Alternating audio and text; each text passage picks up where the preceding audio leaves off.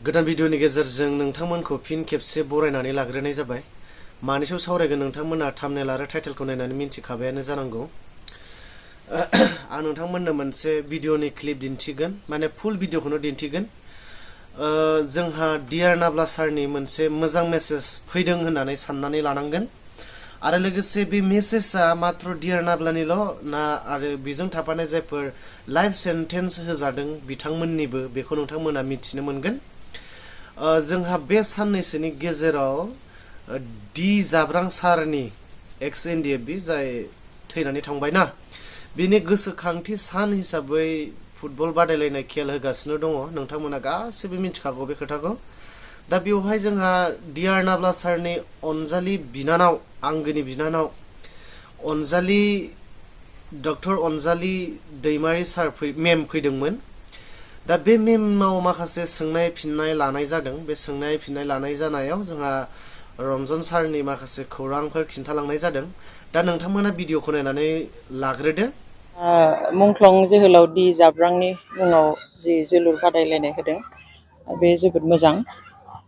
जेब्ला सोरबा सासे मानसिखौ जोङो जोंनि गेजेरनिफ्राय गोमाजानो बायो, जायखौ जों जेब्लायबो अनो, जायखौ जों जेब्लायबो मान इज्जत होनो लुबैयो, जायखौ जों जेब्लायबो सिबिनो लुबैयो, बेबायदि सुबुंनि मुङावनो बेफोरबायदि हाबाफारिखौ खालामनाय जायो।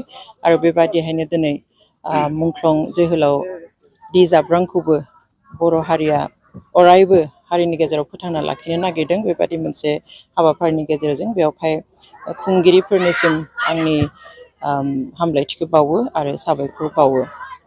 डेफिनेटलि मोनगोन। ओरैनोबो बर' फिसाफ्रा गेलेनायाव मोजांखा, मात्र खाबुफोरखौ खम मोनो। बेवहाय जि गेलेयो बेफोरखौ लासै लासै बेफोरनि गेजेरजोंनो थांनानै प्रफेसनेल जाहैयोब्ला मोजां।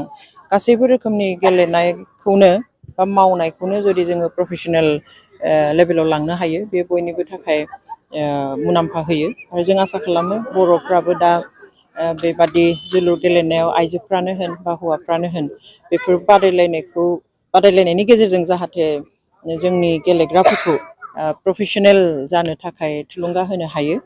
आरो आं बेखौ आसा खालामगोन। आरो बे मोनसे राहा, बेफोरनि गेजेरजोंबो जोङो थुलुंगा होनानै प्रफेसनेल जाहोनो हायो। हाइकर्टनि जाजमेन्टनि उनावहाय जोंहा मोनसे स्कप दंबावो सुप्रिम कर्टआव थांनाय। जेरै लवार कर्टआव जाजमेन्ट होयोब्ला जों बेखौ हाइकर्टआव चेलेन्ज खालामफिननो हायो। बेबायदिहाय हाइकर्टआव जुदि एखे जाजमेन्टखौनो होयोब्ला बा जों जुदि सन्तुस्ट' जायाब्ला जोङो आरो सुप्रिम कर्टआव थांनायनि लामा थायो। बेबायदिनो जों अलरेडि डिसिसनल' लानाय नङा, थांखिल' लानाय नङा, बेखौहाय सुप्रिम कर्टआव लांनायनि गुथै जुजाया जाबाय, खामानियाबो जागायजेनबाय। जोंनि एडभकेटआ सुप्रिम कर्टआव थांना सुप्रिम कर्टनि एडभकेट सासे अलरेडि थिक खालामबाय, बिथाङा लानो थाखाय एग्रि जाबाय। आरो दा एवारनि खामानिया सोलिगासिनो पेटिसन फाइलनि थाखाय। जों हाइकर्टनि भार्डिक्टनि उनाव मास मोनथामनि उनावनो सुप्रिम कर्टआव केसखौ फाइल खालामथारनांगौ। दा बेबादिहाय जोंहा 2.5 मासल' मोनगोन, जों मास मोनथामबो मोननाय नङा। खारन विन्टार भेकेसन दङ 19 थारिखनिफ्राय सुप्रिम कर्टआव। बेवहाय जोङो 16 थारिख सुक्रुबार लास्ट वर्किं डे, जों डिसेम्बरनि 16 सिमल'सो जोंहा सम दङ। स' बिनि गेजेरावनो जोङो पेटिसनखौ फाइल खालामनांगोन। पेटिसन फाइल खालामनानै जेब्ला रेजिस्टार जायो केसआ, बेनि उनावहाय एडमिट खालामनांगोन।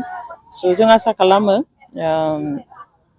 डिसेम्बर फार्स्ट उइकआव जोङो केसखौ फाइल खालामजेननानैहाय जों रेजिस्टार खालामनो हागोन। आरो सेकेन्ड उइकआव केसखौ फर्मेलि एडमिट खालामनो हागोन होननानै जों आसा खालामो। रिजाल्टखौथ' जों बुंनो हाया। जोंहा ओरैनो साननैनि उनाव एबा 19 खालि 18th जोंनि एडभकेटआ थांगोन, जों जिरायगोन साननै पेटिसन लिरनाय बागै गासैखौबो डिटेल्स नायजोबनो थाखाय। बे समावनो जोंनि हाइकर्टनि सिनियर एडभकेटजोंबो कनसाल्ट खालामनाय जागोन। ओमफ्राय ओरैनो केसआ एडमिट जाखांनायनि उनाव माब्ला उथियो बेजों खोथा केसआ। ओरैनो गेजेराव बेल फाइलनि खामानिबो मावनाय जागोन। आरो एक्सुवेल हियारिंआ हयथ' मालाबा बोसोरसेनि उनावबो उथिनो हागौ मालाबा बोसोरनैनि उनाव मालाबा हयथ' 6 मासनि उनावबो बेखौ थिग बुंखानो हाया बेसेबांनि उनाव उथिगोन बा ओंखारगोन बेवहाय जों आसा खालामो एसे थाब उथिगोन आरो जेब्ला केसआ उथिगोन अब्ला हियारिं आर्गुमेन्ट बेनि उनाव जों रिजाल्टखौ मोनगोन बे बोसोरनै बोसोरथामनि भितराव जागोन होननानै जों आसा खालामदों जदिव जोङो बुंस'नो हाया जों डेफिनेटलि आसा खालामदों जों हाइकर्टआवबो आसा खालामदोंमोन आरो हाइकर्टआव मा खारननि थाखाय एसेबो सोलाय सोल' जायासै भार्डिक्टआ जों गावबो सोमोनांदों ओमफ्राय जों आसा खालामो सुप्रिम कर्टआ बेयाव मोनसे मोजां बिसार होगोन होननानैहाय